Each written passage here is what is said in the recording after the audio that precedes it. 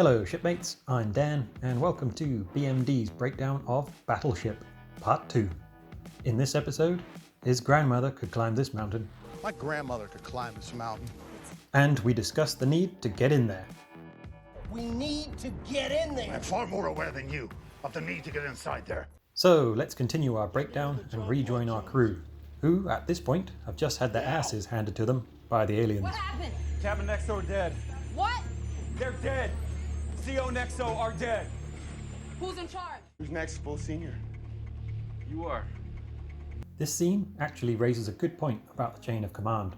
In the Royal Navy, we would have at least two officers called PWOs, or Principal Warfare Officers, who would be next in line before a lieutenant like Hopper. It's your ship, sir. You're a senior officer. Sir. Full attack. The telegraphs are similar to the throttle in an automatic car. Yes, pushing the sticks, as they're known, forward would produce forward thrust. However, modern warships of this size take around 8 of their own lengths to reach full speed from 1 or 2 knots. This is a bit of a generalization, as machinery configuration, sea state, cavitation can all drastically affect this timing. Ready all guns. Fire control's offline. I need 3 minutes.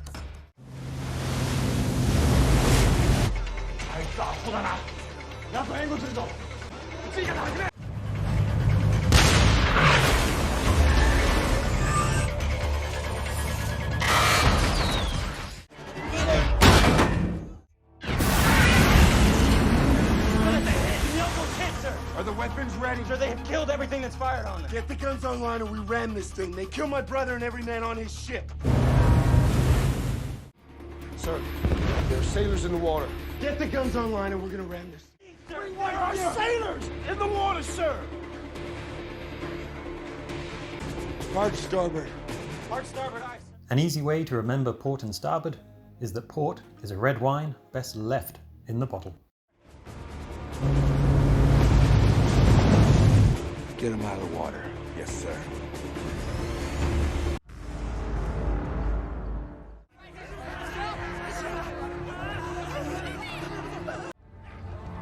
Every sailor in the Navy is first aid trained to some extent. We also carry a medical officer who is a fully qualified doctor whilst on deployment.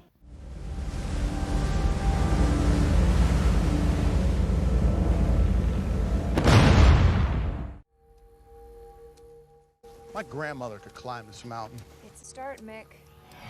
You're still on the ship. Lock down the ship! In the unlikely event that somebody gets on board one of our ships, we have a code word that alerts the crew. When the crew hear this, they lock themselves in their compartments, while the nominated security team kit up with firearms and systematically search the ship until the intruder is found. There they are, after them!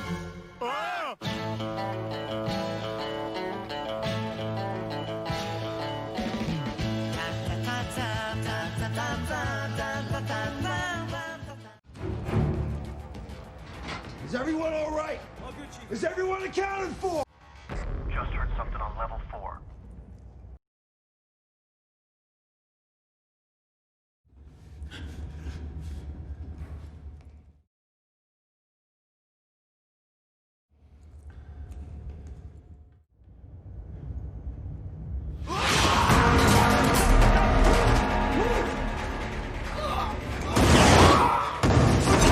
What do you see? You see it? No, sir. How is he? Not good, sir. Not good. You should get him to medical now.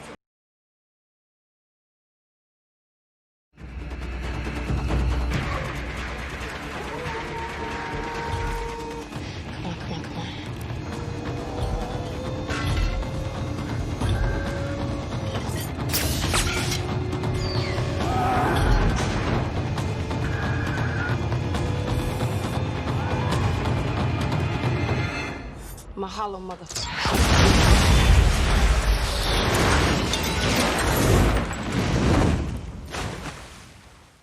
So, being within a few meters and close to the direction of travel of the 5-inch gun would cause you one or two small issues.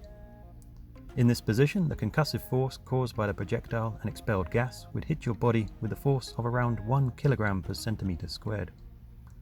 This would likely knock you unconscious and would certainly cause you serious hearing damage. When I fired the similar 4.5-inch gun, it would rock the entire ship whilst throwing the round 16 miles. We need to get in there. I'm far more aware than you of the need to get inside there.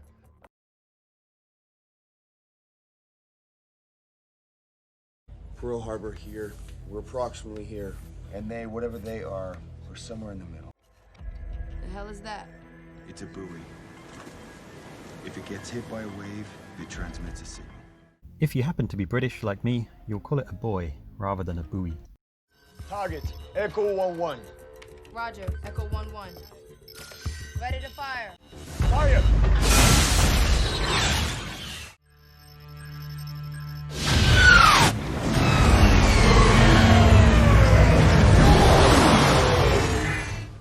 Accounting for time of flight is often critical. During naval gunfire support, the spotter ashore may ask for a round to land at 1300 just before friendly troops advance into the area. But if I fire the round at 1300 and the target is 14 miles away, the round may not land for 30 seconds, by which time the friendly troops may be within the blast radius. 40, anything. Negative, sir, it's a miss. Incoming, incoming! Sirs are coming from both directions! Engines back full.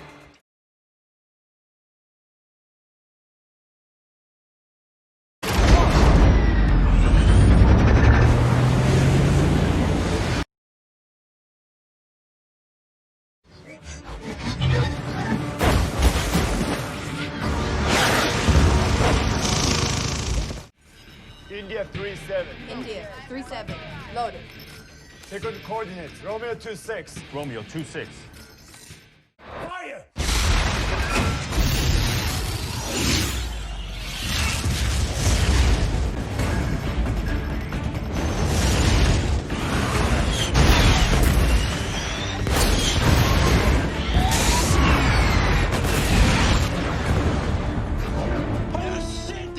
You know when we round this point, if we can hold her tight, right around Diamond Head here.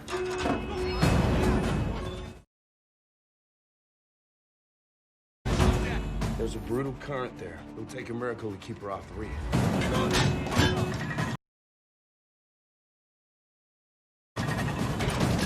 40, is it possible? Can you do it? It's not impossible. Sir, I can try. All right, let's start this turn. Aye, sir! Left, hard runner! Left, hard runner, right, sir.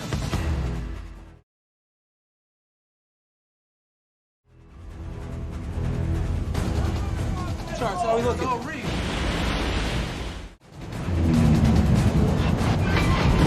How about now? Still a little tight. Hitting rocks with the propeller is going to cause more than just an angry phone call from the engineers. Heavy vibrations would be felt throughout the ship and there would be a loss of speed. Potentially the propeller could seize completely and it could cause flooding where the propeller shaft enters the ship. Luckily, most ships have inflatable seals that are designed to stop this flooding. Contact 2 miles out.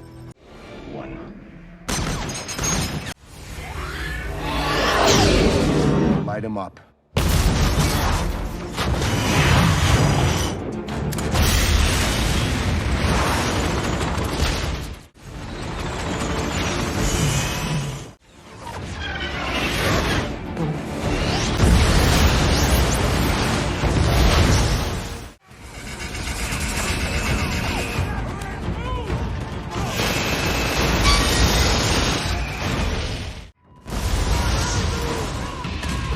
Abandoning ship would be one of the most frightening experiences of a sailor's life. But it's important to remember to stay dry as long as possible, except where there are flames burning your ass. You must take a life jacket or your chances of survival in the water drop dramatically. Once in the water, move away from danger and towards rafts or other people.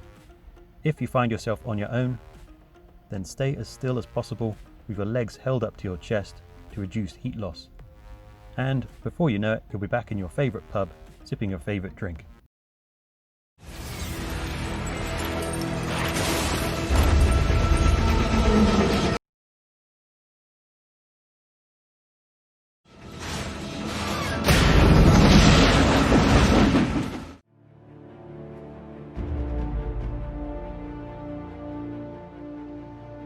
We've got a battleship. The engines haven't been started in a decade, which would be fine, but there's steam, which I have no idea how to fire up. And even if I had to use this manual in 6 weeks to go through it all, we still don't have enough crew to fire it up.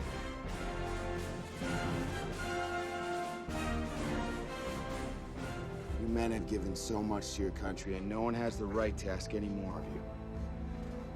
But I'm asking. What do you need, son? Need to borrow your boat.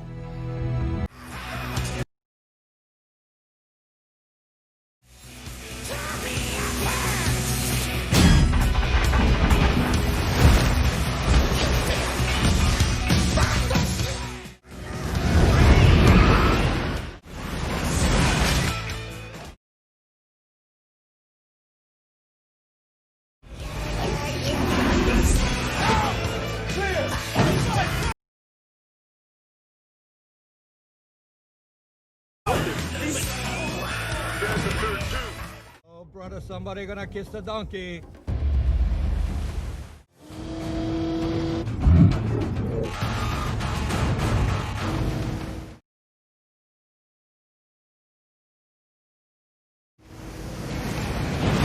What the hell's he doing?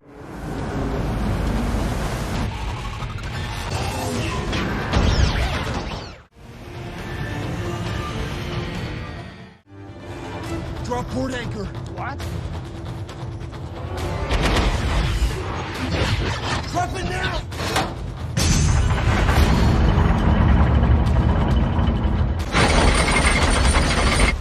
We are gonna die. We're all gonna die.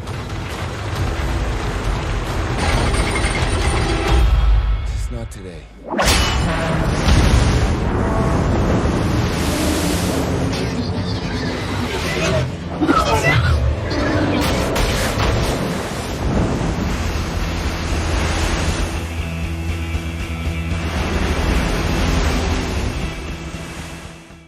Okay, so we all know this is pure Hollywood nonsense, but sailing boats do use anchors to perform tight turns with a technique called club hauling. However, this is a 46,000 metric ton warship travelling at flank speed, which is around 30 knots, or 35 miles per hour. Most likely, the anchor would simply bounce along the seabed, assuming the cable was long enough to reach it in the first place. If it did manage to take hold, the sudden shock force would instantly exceed the holding strength of the anchor cable, and it would part. But let's pretend somehow that didn't happen and the cable stayed intact. The anchor cable is attached to the ship by the bitter end inside the cable locker. This force would literally tear the cable out of the ship, causing a lot of superficial damage along the way. All in all, this really isn't going to work. Let's drop some lead on those motherfuckers.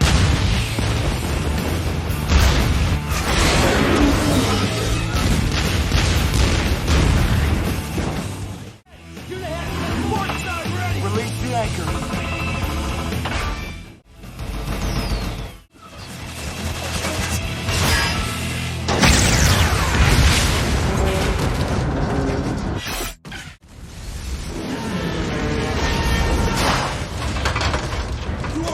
They ain't gonna sink this battleship, no way.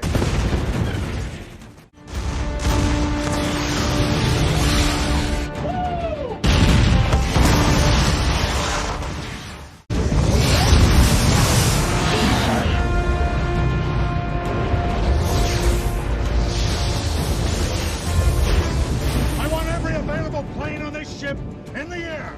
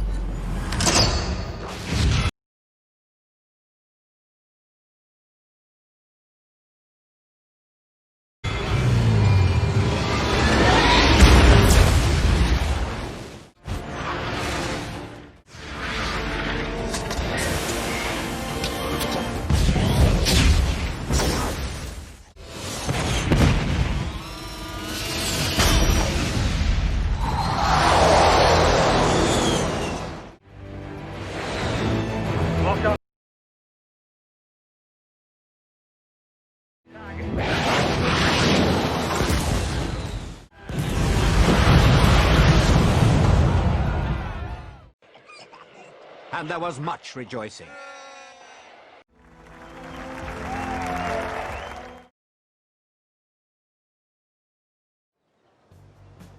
Come along, Hopper.